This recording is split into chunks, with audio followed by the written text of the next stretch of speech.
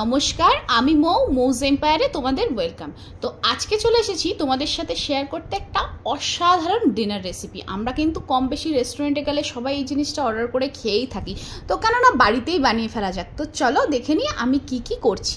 দেখো, সবার প্রথমে আমি বেশ কয়েকটা কাজু বাদাম আর দু একটা আলমন্ড একসাথে ভিজিয়ে রেখে দিলাম। এটাকে ভিজিয়ে আমি সাইড করে রেখে এখানে আমি নিয়ে নিয়েছি 3 কাপ আটা আর 2 কাপ ময়দা, আর তার মধ্যে অল্প একটু লবণ দিয়ে এটাকে খুব সুন্দর করে মেখে নিতে হবে। যেমন আমরা নর্মালি রুটি পরোটার ডো তৈরি করি ওরকমভাবে তৈরি করে নিলেই হবে। তোমরা দেখতেই পাচ্ছ, নর্মালি আমি যেরকম একটা রুটি পরোটা বা লুচি করার সময় আমরা ডো তৈরি করি, আমি ওরকমই একটা ডো তৈরি করে নিয়েছি। তারপর হাতে অল্প একটু 1 চামচ মতো তেল নিয়ে এটাকে ভালো করে মাখিয়ে, দেখো বুঝতেই পারছো কীরকম হয়েছে ডোটা। আমি তেলটা মাখিয়ে এটাকে ঢাকা দিয়ে সাইডে রেখে দেবো। তারপরে চলো এবার তৈরি করে নিই একটা মশলা, যেটা আমরা এই পনিরের রেসিপিটাতে দেব। তো তার জন্য কি লাগবে দেখো, আমি এখানে নিয়ে নিয়েছি 1 চামচ ধনে, 1 চামচ জিরে, 1 চামচ মৌরি, 2টো বড় এলাচ, 3-4টে মতো শুকনো লঙ্কা, 4-5টা মতো গোলমরিচ আর কয়েকটা শাহমরিচ, যেটা সাদা গোলমরিচও আমরা বলে থাকি। তারপর এটা একটু রোস্ট হয়ে গেলে আমি এর মধ্যে দিয়ে দিলাম দেখো অল্প একটু দালচিনি আর দিয়ে দিলাম 5টা মতো এলাচ। এটাকে খুব সুন্দর করে শুকনো খোলায় ভেজে নিতে হবে। যখন একটা সুন্দর অ্যারোমা বেরোবে মশলাটার, তখন কিন্তু এটাকে নাবিয়ে নিতে হবে। এটাকে কিন্তু কন্টিনিউ নাড়তে হবে যাতে মশলাটা পুড়ে না যায়। তারপর আমি দেখো কালো এলাচের বীজগুলো বার করে নিয়ে নিয়েছি। এলাচের খোসাটা কিন্তু নিলে চলবে না, এলাচের খোসাটাই কিন্তু খুব একটা টেস্ট থাকে না, ওটার বীজটাতেই টেস্ট থাকে। তারপরে দেখো আমি মশলাটা এইভাবে নামিয়ে নিলাম। এটা একটু ঠান্ডা হয়ে গেলে এটাকে কিন্তু খুব বেশি মিহি পেস্ট করার দরকার নেই, এটাকে জাস্ট একটা দরদরা পেস্ট করতে হবে, মানে আধা আধা ভাঙলেই হবে। এটাকে কিন্তু খুব ডাস্ট একদম পেস্ট করার কোনো প্রয়োজন নেই। তবে দেখো আমি এলাচের বীজগুলো সব বের করে এটাকে দেখো এরকম পেস্ট করে নিয়েছি। দেখে বুঝতেই পারছো আমি এরকম পেস্ট করেছি। কিছু কিছু মশলা দেখো কিন্তু এর মধ্যে গোটা গোটাই রয়ে গেছে, জাস্ট আধ ভাঙা। তারপর আমি এখানে পনিরটাকে কেটে নিচ্ছি। পনিরটাকে ছোট ছোট কিউব করে কেটে নেব।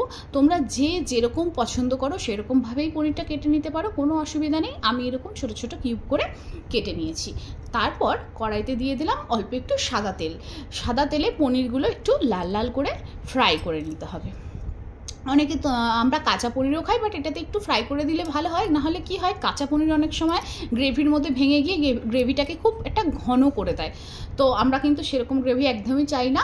তো তার জন্য কী করবো, পনিরটাকে আমি অল্প একটু ফ্রাই করে নেবো। আর এদিকে আমি একটা ব্লেন্ডার জার নিয়ে নিয়েছি, আর ওই যে পনিরগুলো আমি কেটে রেখেছিলাম তার থেকে দেখো আমি 2-3 টুকরো পনির কিন্তু এখানে বাছিয়ে রেখেছিলাম, সেই পনিরটাও আমি ব্লেন্ডার জারে দিয়ে দেবো। আর যে আগে থাকতে ভিজিয়ে রাখা বাদাম আর কাজুটা আমি সেটাও এর মধ্যে দিয়ে দেবো। দিয়ে এটাকে একটা খুব সুন্দর স্মুথ পেস্ট তৈরি করে নেব। দেখো তারপর মাঝখানে আমি এখানে বাটিতে জল নিয়ে নিয়েছি। জল নিয়ে আমি কি করব, এই পনিরের যে পনির ভাজাটাকে তুলে এই জলের মধ্যে দিয়ে দেবো। এবার তোমাদের মাঝখানে বলে রাখি যে গরম পনির তেল থেকে তুলেই যদি তোমরা জলের মধ্যে দাও না, পনিরটা কিন্তু স্টিকি হয় না, পনিরটা একদম সফট থাকে। আর অনেকে তোমরা চাইলে এর মধ্যে অল্প একটু চিনি অল্প একটু লবণও অ্যাড করে দিতে পারো জলটার মধ্যে, তাহলে পনিরটাও খুব সুন্দর সফট থাকবে আর টেস্টটাও পনিরের বেড়ে যাবে। তারপরে দেখো আমি পনিরগুলো জলে ভিজিয়ে সাইডে রেখে দিয়েছি। আমি ওই কড়াইটাতেই একটু তেজপাতা, 2টো কেটে রাখা কাঁচা লঙ্কা আমি কিন্তু এতে ফোড়ন দিয়ে দিয়েছি। তারপর দিয়ে দিয়েছি আদা আর কাঁচা লঙ্কার পেস্ট। এই পেস্টটা দিয়ে এটাকে একটু ভালো করে নেড়ে নিতে হবে যতক্ষণ না আদার কাঁচা গন্ধটা চলে যাওয়া পর্যন্ত। তারপরে এটাকে একটু ভেজে নেওয়ার পর আমি যে পেস্টটা তৈরি করে রেখেছিলাম পনির আর বাদামের, সেই পেস্টটা এর মধ্যে ঢেলে দেবো। ঢেলে দিয়ে কিন্তু এটা কন্টিনিউয়াসলি তোমাদের নেড়ে যেতে হবে। এটাকে কিন্তু নাড়া বন্ধ করলে একদম হবে না, কারণ এটা যদি তলা থেকে লেগে যায় তাহলে কিন্তু তেতো তেতো লাগবে আর খেতে ভালো লাগবে না। তো দেখো আমি কন্টিনিউ এটাকে নেড়ে যাচ্ছি। তার মাঝখানে এখানে অল্প একটু দই আমি ফেটিয়ে নিলাম। আর এর মধ্যে আমি কিছু সবজি অ্যাড করেছি, যেমন ধরো ক্যাপসিকাম আর টমেটো। তো আমি এগুলোকে ছোট ছোট করে কিউব করে করে দেখো কেটে নিচ্ছি। আর তার মাঝখানে কিন্তু ওখানে অবশ্যই খেয়াল রাখতে হবে যাতে ওই মশলাটা পুড়ে না যায়। তারপরে এগুলো আমি কিউব কিউব করে কেটে নিলাম, ক্যাপসিকাম, তারপরে টমেটো, তারপর হচ্ছে একটু আদা স্লাইস করে কেটে দিতে হবে, আর অল্প একটু কাঁচা লঙ্কা 2-3টে চিড়ে এর মধ্যে দিয়ে দিলেই হবে। আর দেখো টমেটোটা আমি কীভাবে কাটছি, টমেটোর বীজটা কিন্তু আমরা একদম নেব না, শুধু স্কিনটাই নেব। টমেটোর স্কিনগুলো এরকমভাবে কেটে নিতে হবে। তারপর দেখো আমি এখানে এটা নাড়তে নাড়তে বুঝতেই পারছো এর মধ্যে থেকে অনেকটা তেলটা রিলিজ হয়ে গেছে। দেখো এইবার আমার এগুলো একে একে দেখো কাটা হয়ে গেল। তারপর আমি কি করলাম, দইটা নিয়ে এইভাবে কিন্তু অল্প অল্প করে গ্যাসটা ওখানে বাড়িয়ে দিতে হবে এবং অল্প অল্প করে দইটা এরকমভাবে ঢালতে হবে, এরকমভাবে কন্টিনিউয়াসলি কিন্তু নাড়তে হবে, না হলে কি হবে দইটা জমাট বেঁধে যাবে আর দইটা ফেটে যাওয়ার চান্স থাকে। তারপরে এটা কিন্তু এরকমভাবে গ্যাসটা হাই ফ্লেমে রেখে কন্টিনিউয়াসলি নেড়ে নেড়ে এইভাবে খানিকক্ষণ পর দেখো আমি এর মধ্যে দিয়ে দিলাম স্বাদ মতো লবণ আর 1 চামচ মতো চিনি, দিয়েও এটাকে এরকমভাবে একইভাবে কন্টিনিউ নেড়ে যেতে হবে। তারপর আমি এর মধ্যে দিয়ে দিলাম আগে থাকতে ভিজিয়ে রাখা পনিরগুলো কিন্তু অবশ্যই জল থেকে তুলে তারপরই এর মধ্যে অ্যাড করতে হবে। তারপরে দেখো এগুলো এখানে হতে থাকছে। পনিরটা একটু ফুটলে আমি এটাকে অন্য একটা গ্যাসে ট্রান্সফার করে দেবো। তারপর আমি আর একটা কড়াই নিয়ে ওর মধ্যে দিয়ে দিলাম 1 চামচ তেল। সেই তেলের মধ্যে আমি যে সবজিগুলো কেটে রেখেছিলাম, ক্যাপসিকাম, টমেটো, কাঁচা লঙ্কা আর আদার স্লাইস, এটাকে জাস্ট একটু সটে করে নিতে হবে। খুব বেশি কিন্তু ওভারকুক করলে চলবে না। আমি এর মধ্যে অল্প একটু লবণ দিয়ে দিলাম সবজিগুলো যাতে একটু নরম হয়ে যায়, আর সবজিটার কিন্তু ক্রাঞ্চটা যাতে বজায় থাকে। ওভারকুক কিন্তু একদমই করলে ভালো লাগবে না। তারপর দেখো এটাকে আমি আবার এপাশে নিয়ে এসে সবজিগুলো আমি এর মধ্যে অ্যাড করে দিলাম, আর অ্যাড করে দিলাম যে আগে থাকতে যে মশলাটা আমি বানিয়ে রেখেছিলাম সেই মশলাটা 2 চামচ। মশলাটা আমি বেশি করেই তৈরি করে রেখেছি, কিন্তু এখানে এতটা দেওয়ার প্রয়োজন নেই, এখানে 2 চামচ মতো দিলেই যথেষ্ট। তারপর এই মশলাটাকে দিয়ে এটাকে 1 মিনিট মতো একটু কুক করে ওপর থেকে একটু ধনে পাতা ছিটিয়ে, পাচ্ছ কত সুন্দর আর টেম্পটিং দেখতে হয়েছে। তারপর আমি এর মধ্যে দিয়ে দিলাম একটু ফ্রেশ ক্রিমটা দিয়ে কিন্তু বেশিক্ষণ গ্যাসে রাখলে হবে না।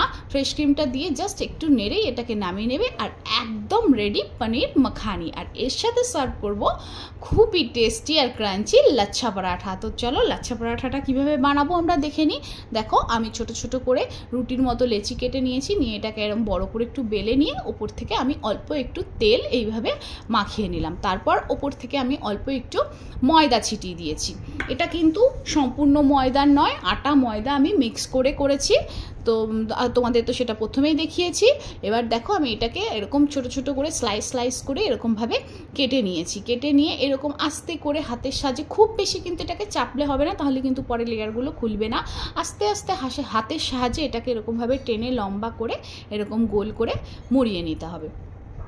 মুড়িয়ে নিয়ে ব্যাস, এটাকে কিন্তু খুব বেশি টাইট করে চেপে দিলে হবে না, তাহলে কিন্তু লেয়ারগুলো একদমই খুলবে না। আর এটা খুব বেশি বড় করে বেলার কোনো প্রয়োজন নেই। তোমরা যদি চাও হাত দিয়ে এরকমভাবে গোল গোল করে মোটামুটি একটা বড় করে নিতে পারো। আর আমি দেখো অল্প একটু বেলে নিয়েছিলাম, খুব চেপে কিন্তু একদমই বেললে চলবে না।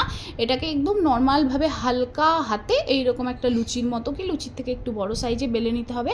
তারপর এখানে একটা তাওয়াতে একটু বেশি করে তেল দিয়ে এগুলোকে একটা একটা করে তোমরা তেলের মধ্যে দিয়ে দেবে এবং গ্যাসটাকে মিডিয়াম টু লোতে রেখে এগুলোকে ফ্রাই করতে হবে।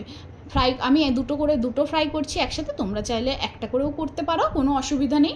এবার দেখো আমি এগুলোকে কিন্তু একটু টাইম নিয়ে এগুলোকে ফ্রাই করতে হবে, হুটোপাটা করলে একদমই হবে না। এরকমভাবে চেপে এগুলোকে কম আঁচে সময় দিয়ে ধৈর্য ধরে ফ্রাই করে নিতে হবে। তারপরে দেখো আমি এপিট ওপিট খুব সুন্দর করে চেপে ফ্রাই করে নিয়েছি। এরকম একটা কালার চলে এলে তোমরা এটাকে নামিয়ে নেবে।